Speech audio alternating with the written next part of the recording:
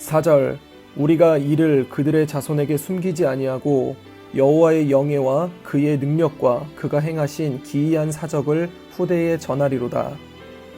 5절 여호와께서 증거를 야곱에게 세우시며 법도를 이스라엘에게 정하시고 우리 조상들에게 명령하사 그들의 자손에게 알리라 하셨으니. 오늘 아침 우리가 시편 78편을 함께 묵상합니다. 시편 78편 아삽의 마스길 그랬는데 하여튼 이 아삽 본인이든지 아니면 아삽의 후손이든지 우리가 누구인지 정확하게는 우리가 알 수 없지만 하여튼 이 시를 지은 목적은 분명합니다.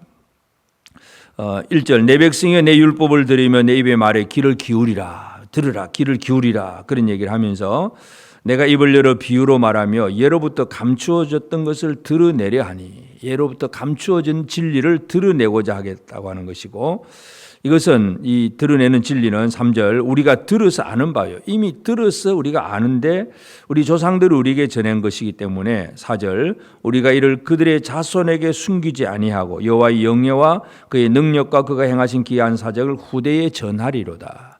조상들에게서 들어서 아는 것을 후대에 전하겠다. 이것이 바로 이 시인의 목적입니다. 그래서 오늘 우리 시대에 있어서도 하나님 앞에서 우리가 받은 믿음의 유산들이 있습니다. 그리고 이것을 다음 세대 후손들에게 어떻게 전할 것인가. 이것은 우리에게 있어서 너무나 소중한 사역이고 사명입니다. 그래서 시편 78편은 길게 되어 있는 그런 내용이지만 하여튼 목적이 분명합니다. 우리 조상들로부터 들어서 아는 것, 이제 이것을 또 후대들에게 가르치겠다, 전하겠다.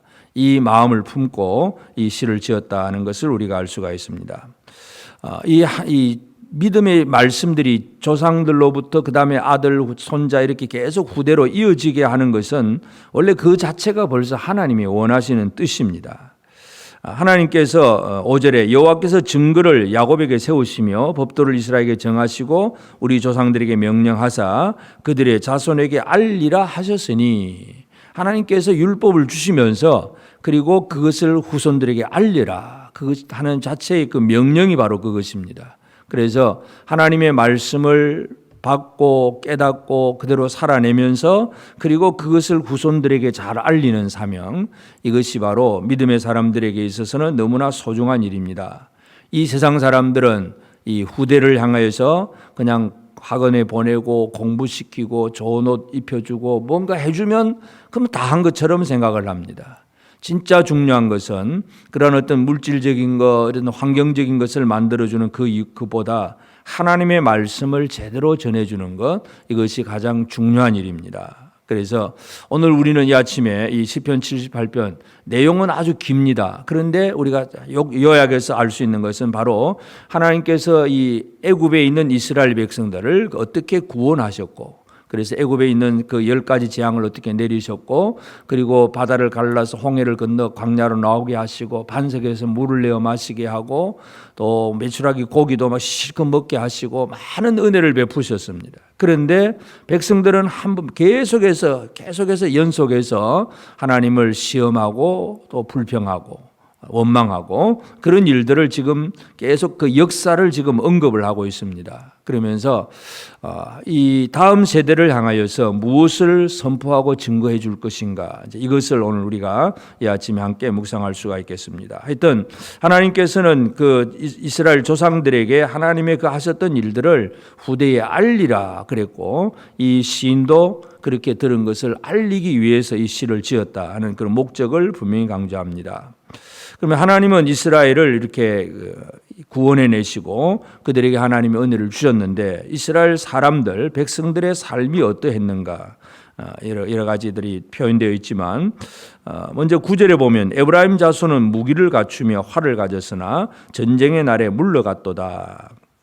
에브라임 자손은 바로 요셉 지파, 북이스라엘의 가장 중심 지파가 바로 에브라임입니다. 그래서 에브라임 자손들의 이야기를 하면서 이제 마지막에 보면 이 에브라임 자손은 다 이제 그 67절에 요셉의 장막을 버리시며 에브라임 지파를 택하지 아니하시고, 그러니까 북이스라엘이 그렇게 망하는 그런 과정들, 그리고 오직 유다 지파와 그가 사랑하시는 시온산을 택하시며 유다 지파를 택하시고 그곳에 다윗을 세우셨다는 거, 그 역사를 지금 얘기를 하고 있습니다. 그래서 이 에브라임 지파들은 전쟁의 날에 물러갔다. 하나님이 주신 하라고 하신 그 일들을 감당하지 않는다는 얘기입니다.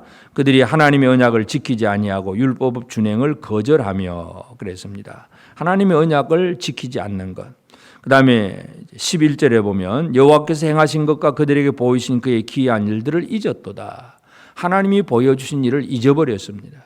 하나님이 보여주신 일을 잊지 않고 기억하라고 하는 것이 하나님의 뜻인데 에브라임 자손들은 하나님의 일들을 잊어버리고 언약도 지키지 아니하고 다 잃어버렸다는 얘기입니다. 그래서 그 다음에 12절 옛적에 이제 그러면서 옛적에 있었던 그 여러 가지 쭉 이야기들, 애굽 땅 소환들에서 그 기이한 일을 조상들의 목전에서 행하셨다. 그래서 이 소환들에서 행하셨던 그 일들을 이렇게 얘기하면서 먼저 이제 광야의 그 이야기들을 먼저 하고, 그리고 또 뒤에 넘어가서 이제 애굽의 이제 애굽 43절에 애굽에서 표적들, 소환들에서 그 징조들을 나타내사 강과 시내를 피로 변하고 물이 바닥이 나일강이 피가 되고 파리떼를 보내고 개구리를 올리고 뭐 황충의 때 이런 많은 이 재앙들, 10가지 재앙들, 그리고 이제 장자를 죽이는 거 51절 장자 함의 장막에 있는 그들의 기력에 처음 끝을 치셨으나 52절 그가 자기 백성은 양같이 인도하여 내시고 광야에서 양떼같이 지도하셨도다. 하나님은 애굽에서 이스라엘을 구원하시는 거, 애굽에 10가지 재앙을 내리고 그들의 장자를 치셨으나 그러나 하나님의 백성, 자기 백성은 살려주셨다는 얘기입니다. 이러한 일들 그러면서 이제 애굽에서 나와서 이제 바다를 갈라 13절 보면 바다를 갈라 물을 무더기같이 서게 하고 홍해 바다를 가르시고 낮에는 구름 기둥 밤에는 불 기둥으로 인도를 하시고 광야에서 반석을 쪼개어서 물을 내시고 또 만나를 내려주시고 이 만나는 24절 그들에게 만나를 비같이 내려 먹이시며 하늘 양식을 그들에게 주셨으며 하늘 양식 25절에 사람이 힘센 자의 떡을 먹었다. 이 만나는 하늘 양식인데 이것을 사람들에게 먹여주실 정도로 하나님의 은혜가 분명하다는 얘기입니다. 그런데 그러한 하나님의 은혜가 있는데도 17절 그들은 계속해서 하나님께 범죄하여 메마른 땅에서 지존자를 배반하였도다. 계속해서 범죄하고 하나님을 배반하는 것, 이것이 이스라엘의 모습입니다. 하나님은 이처럼 만나와 또 반석에서 나오는 물과 그리고 메추라기 이런 것들을 계속해서 공급을 해주셨습니다. 그런데 30절 그러나 그들의 욕심을 버리지 아니하여 그들이 먹을 것이 아직 그들의 입에 있을 때에 욕심을 버리지 않습니다. 하나님이 주시면 일용할 양식으로 만족하고 주신 그분을 향하여 기뻐하고 감사하고 찬양을 해야 되는데 욕심을 가득 차 있는 것. 인간의 모습이 이렇습니다. 이런 사람들의 모습을 보면 37절에 보면 이는 하나님께 향하는 그들의 마음이 정함이 없으며 그 언약에 성실하지 아니하였다. 하나님을 향한 마음에 정함이 없고 성실하지 않고 그리고 그 광야 생활을 끝나고 이제 가나안 땅을 정복을 하게 하셨습니다. 그래서 자기 백성을 이제 양떼같이 이제 그 애굽에서 이끌어내시고 그 다음에 이제 광야를 진행하시고 그 다음에 가나안 땅에 들어가서 55절 또 나라를 그들의 앞에서 쫓아내시며 줄을 쳐서 그들의 소유를 분배하시고 이스라엘의 지파들이 그들의 장막에 살게 하셨도다. 가나안 땅을 주어서 그들이 평안하게 살게 하셨습니다. 그런데도 그들의 삶을 보면 57절 그들의 조상들 같이 배반하고 거짓을 행하여 계속해서 배반, 거짓, 불평, 원망 바로 이러한 역사들을 지금 이 아삽이 기록을 하고 있는 것을 보게 됩니다. 그러면서 결론은 이 요셉의 장막을 버리고 다윗 지파, 유다 지파를 택하시고 다윗을 선택하셨다는 거 70절 또 그의 종 다윗을 택하시되 양의 우리에서 취하시며 전양을 지키는 중에서 그들을 이끌어내사 그의 백성인 야곱 그의 소인 이스라엘을 기르게 하셨더니 그래서 결국은 진정한 목자가 바로 다윗이었다는 것을 분명히 강조해 주고 있습니다. 그래서 오늘 우리가 이제 시편 78편을 우리가 다시 한번 묵상을 하면서 내용은 아주 긴 내용이지만 그러나 그것은 한마디로 역사라고 하는 것, 하나님의 구원의 역사 그리고 백성들의 타락과 또 범죄와 또 하나님의 언약을 지키지 아니하는 불신, 배신 이런 일들의 역사를 이 아삽이 기록을 하고 있는 것을 보게 됩니다. 그래서 오늘 우리에게 있어서 가장 중요한 일은 하나님의 일을 후대에 전하는 일입니다. 우리도 이미 조상들로부터 들어서 아는 것들입니다. 들어서 아는 것들을 우리의 다음 세대들에게 어떻게 하나님의 일을 잘 전할 수 있을까? 무엇을 전할 수 있는가? 하나님의 구원과 하나님의 능력 이런 것들을 다 얘기하면서 그런 가운데서 이스라엘의 그 타락하고 범죄한 것처럼 우리는 여전히 그렇다. 그래서 돌아와야 되고 회개해야 되고 하나님 앞에 바로 살아야 되고 그런 얘기들을 계속 해줄 수밖에 없습니다. 그래서 오늘 이 아침 우리가 함께 기도해야 될 제목이 그것입니다. 우리의 다음 세대들을 향해서 온전한 신앙을 어떻게 물려줄 수 있는가. 그래서 우리가 조상들로부터 들어서 아는 하나님의 모든 일들 또 백성들의 타락한 사건들 이런 것들을 우리가 다시 한번 늘 우리가 되새김질하면서 우리의 후대들을 향해서 하나님의 일을 전해주고 가르쳐주고 알려주는 그런 일들을 해야 됩니다. 그래서 다음 세대들을 바라보면서 또 우리는 특별히 역사를 통해서 교훈을 얻으면서 지나온 과거의 역사 옛날 얘기도 하고 끝내버리지 말고 그걸 역사를 통해서 우리가 어떤 교훈을 얻을 수 있는지 교훈을 받으면서 다음 세대들을 잘 준비하는 그런 우리가 되어야 되고 그리고 이 시인의 그 마지막 결론이 바로 바른 지도자가 필요하다는 것을 분명히 강조합니다. 하나님께서 택하신 그 다윗을 통해서 하나님의 백성들을 이끌어 가신다는 것, 이 바른 지도자의 그 등장.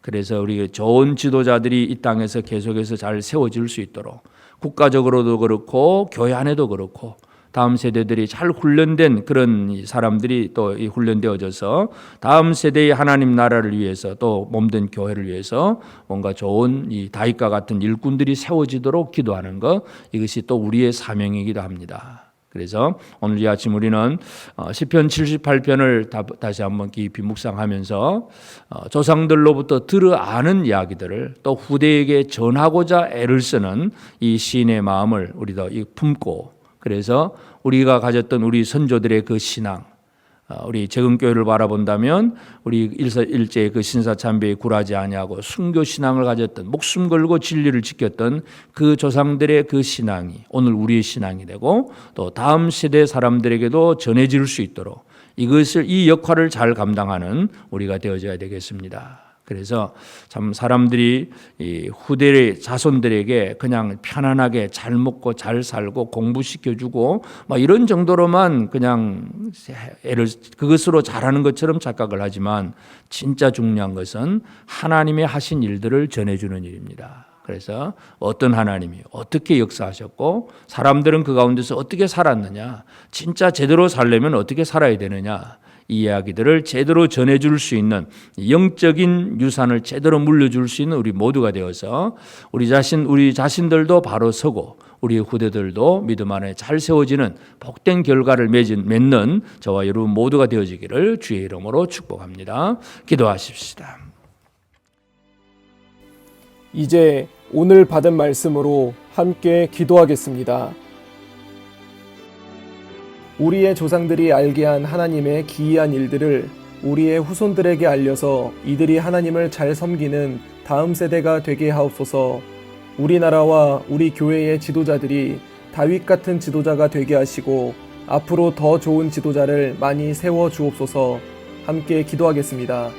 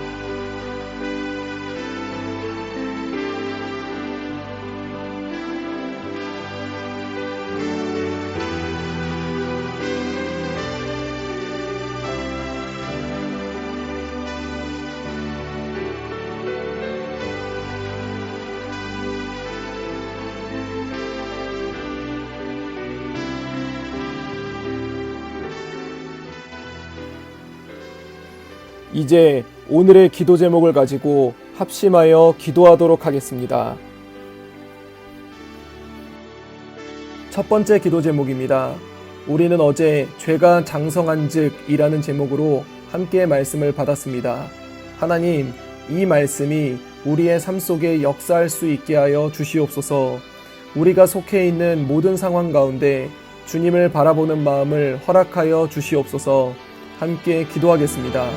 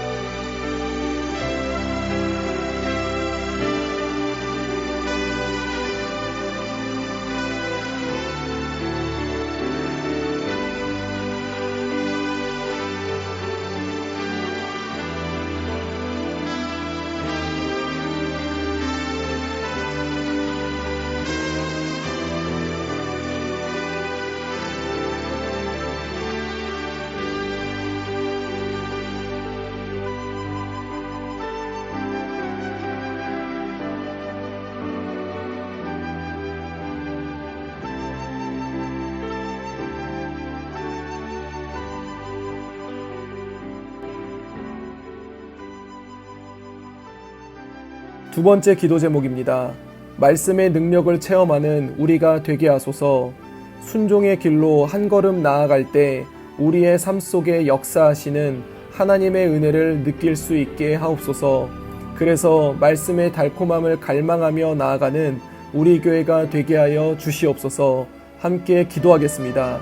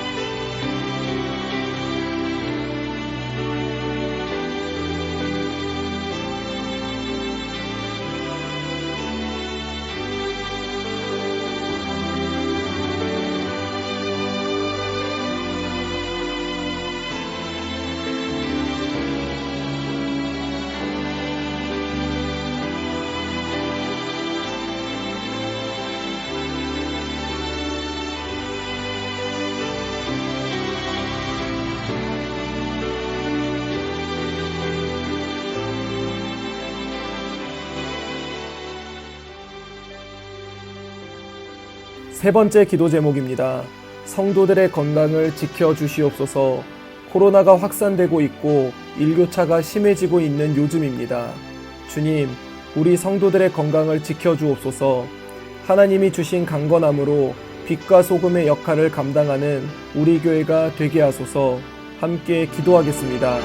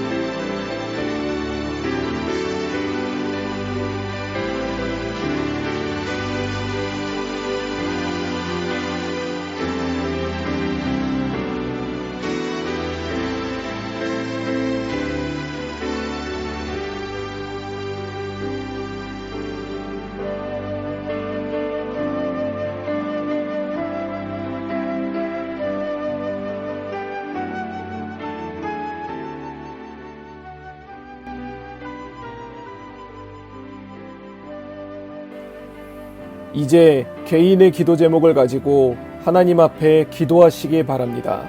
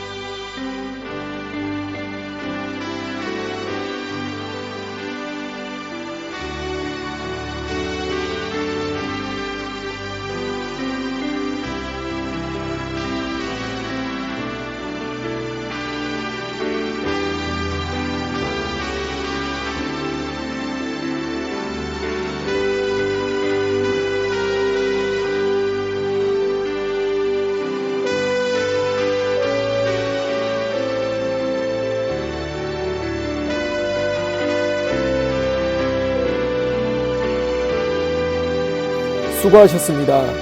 오늘도 하나님의 인도하심 가운데 승리의 하루를 보내시는 우리 재건부평교회 모든 성도님들이 되시기를 주님의 이름으로 축복합니다.